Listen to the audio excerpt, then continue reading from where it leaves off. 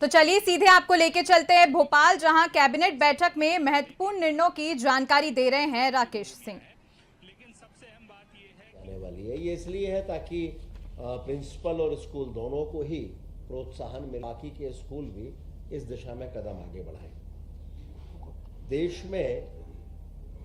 देश का पहला टेलीकॉम मैन्युफैक्चरिंग जोन ये ग्वालियर में स्थापित होने जा रहा है और दिल्ली में राज्य सरकार और भारत सरकार के बीच में MOU पर हस्ताक्षर भी हो चुके हैं।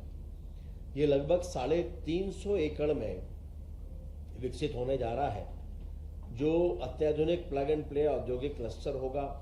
यहाँ पर मोबाइल उपकरण, network equipments, optical fibre, semiconductor और 5th G और अब उसके बाद 6th G पर भी जहाँ पर रिसर्च और इनको डेवलप करने का काम होगा।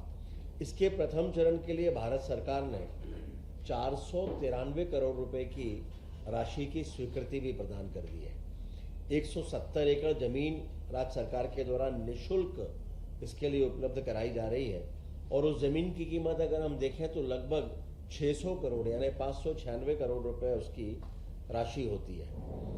इस परियोजना से ये बड़ी महत्वपूर्ण परियोजना है जिसमें आने वाले सालों में 12 से 15 हजार करोड़ रुपए का निवेश और लगभग 5000 रोजगार इससे सृजित होने की संभावना होगी।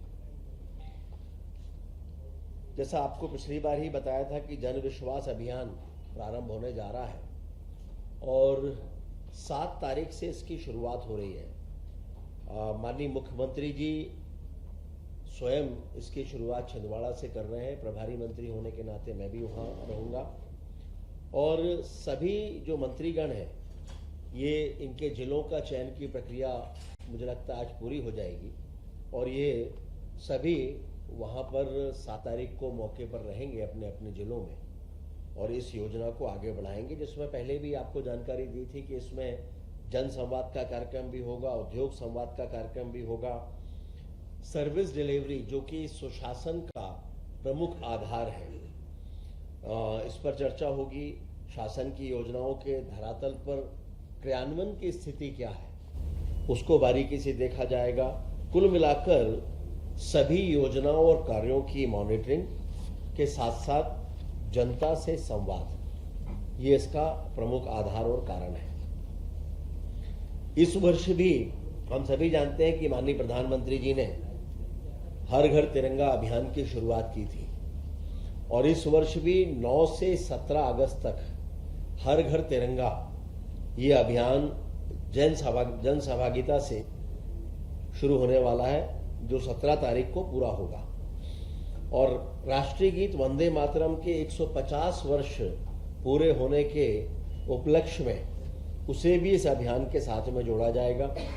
जिलों में तिरंगा से तिरंगा यानी कोई जब यात्रा होती है, प्रारंभ होती है तो एक यात्रा ने दूसरी यात्रा को तिरंगा सौंपा, उसके साथ साथ उसकी प्रदर्शनी, रंगोली, तिरंगा की बुनाई, तिरंगा मेला, तिरंगा कंसर्ट, तिरंगा ई-बाइक, तिरंगा साइकिल रैली, तिरंगा यात्रा, तिरंगा ध्वज बिक्री, तिरंगा एंथम, तिरंगा प्रश्नोत्तरी, तिरंगे के लिए स्वयं सेवा, तिरंगे की सजावट, तिरंगा संगीत और सैन्य बलों के जवानों और पुलिस कर्मियों को पत्र लेखन जैसे कार्यक्रम भी इसके माध्यम से आयोजित होने जा रहे हैं और कोशिश है कि स्व सहायता समूह और जो उचित मूल्य की दुकानें हैं यहाँ के माध्यम से खादी के और पॉलिस्टर के जो राष्ट्रीय ध्वज हैं वो उनकी उपलब्धता सुनिश्चित हो सके।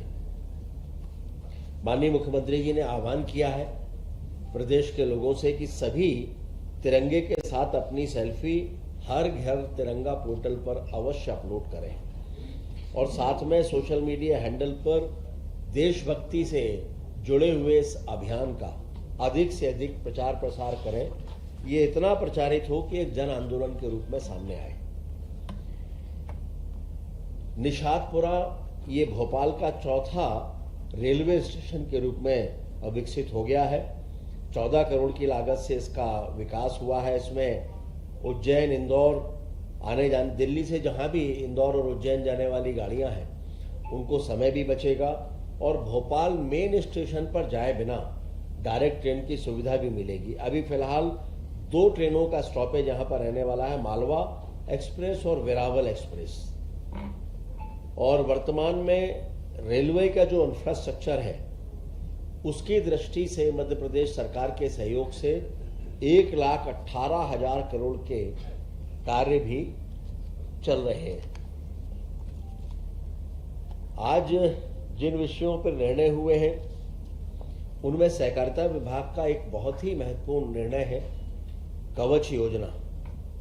ये योजना सहकारी समिति के ऐसे किसानों के लिए है कि जहां पर ऋण खातों में गड़बड़ियां तो हुई हैं लेकिन किसानों का उससे कोई लेना देना नहीं, लेकिन चूंकि एक बार गड़बड़ी हो जाती है तो वो भी डिफाल्टर मान लिए जाते हैं और उनको सरकारी योजनाओं का लाभ नहीं मिलता। और ऐसे किसानों को राहत मिले और वे मुख्य धारा में आकर योजनाओं का लाभ ले सकें, इसके लिए ये योजना प्रारंभ हो रही है। और इनको राहत देने के लिए अपेक्स बैंक और जिला सहकारी बैंकों के द्वारा अपने स्तर से निधि निर्माण करके इनको राहत दी जाएगी। इसमें अपेक्स बैंक और जिला सहकारी बैंकों का जो अंशदान है वो 50 करोड़ रुपए की सीमा तक रहने वाला है और राज्य सरकार इसके लिए 50 करोड़ रुपए की अंश पूंजी एक बार में उपलब्ध कराने वाली है। इसके अलावा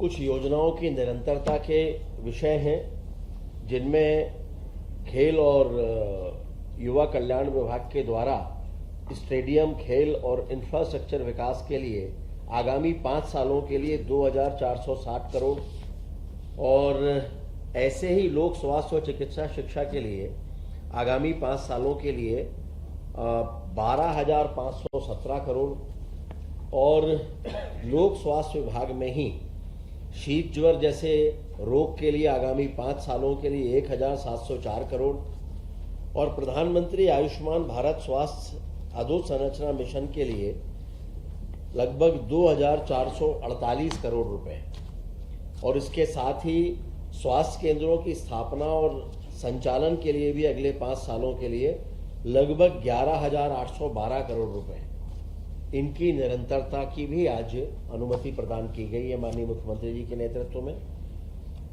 और इसके साथ में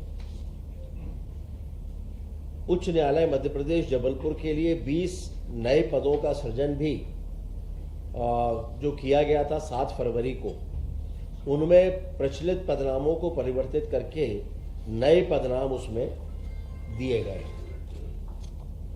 विज्ञान और प्रौद्योगिकी विभाग जो अब मध्य प्रदेश में एक बड़ी महत्वपूर्ण भूमिका निभा रहा है और इनकी योजनाओं को भी निरंतरता के लिए आगामी 5 सालों के लिए इसमें स्टेट डाटा सेंटर का उन्नयन है, परिचालन, संधारण है, इसके लिए भी लगभग 1,099 करोड़ रुपए की राशि की निरंतरता के आदेश दिए गए हैं। कुछ विभागीय जांच है, उनमें एक उमेश चंद कौरव है प्रभारी डिप्टी कलेक्टर, उनके लिए अनुमोदन हुआ है। और जनजाति कार्य विभाग में शिक्षकों के लिए चतुर्थ क्रमोन्नत वेतनमान योजना ये भी प्रारंभ हो रही है। लगभग जो सहायक शिक्षक हैं, प्राथमिक शिक्षक हैं और उच्च श्रेणी के शिक्षक हैं या फिर माध्यमिक शिक्षक हैं, इनको 30 वर्ष की सेवा के बाद तृतीय क्रमोन्नत वेतनमान का लाभ मिलने जा रहा है।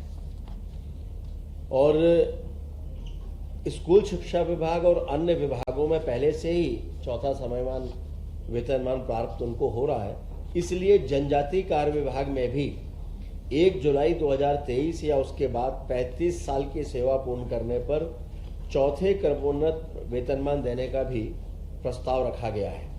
और इससे अगले 3 सालों में लगभग 6,846 शिक्षक लाभान्वित होने जा रहे हैं और इस पर अगले 3 सालों में लगभग 182 करोड़ रुपए का वित्तीय भार मध्य प्रदेश सरकार पर आएगा। जनजाति कार्य विभाग के लिए भी अखिल भारतीय दयानंद सेवाश्रम संघ ये नई दिल्ली में पंजीकृत है, लेकिन इसका कार्यक्षेत्र रतलाम और झाबुआ जिले में है। तो अभी केवल मध्य प्रदेश में जो पंजीकृत संस्थाएं हैं उनको अनुदान प्रारंभ किए जाने का प्रावधान है। चूंकि संस्था दिल्ली में पंजीकृत है, इसलिए इस नाम से फिर से इसका पंजीयन यहाँ पर संभव नहीं है। तो इसको 2015-16 से 24-25 तक 10 वर्ष की अवधि के लिए मध्य प्रदेश में पंजीबद्ध होने की शर्त से कैबिनेट ने छूट प्रदान की गई है। इस छूट से शासन पर कोई भी अतिरिक्त भार नहीं आने वाला है। तो कुल मिलाकर आज के ये सारे विषय थे कि संस्था अखिल भारतीय दयानंद सेवाश्रम, सभी संस्था के बारे में जानते हैं। तो नहीं, और ये कवच योजना में कितने किसानों को लाभ मिलेगा? लगभग 5,000 मध्य प्रदेश में। अपने आप में बड़ी बात इसलिए है कि किसान दोषी नहीं होता था, लेकिन अगर किसी अधिकारी कर्मचारी की कोई त्रुटि है और उसके कारण वो समिति डिफाल्टर हुई और वो भी डिफाल्टर हो गया, उसमें उसका कोई योगदान या दोष नहीं होता था। तो आप सभी को बहुत धन्यवाद।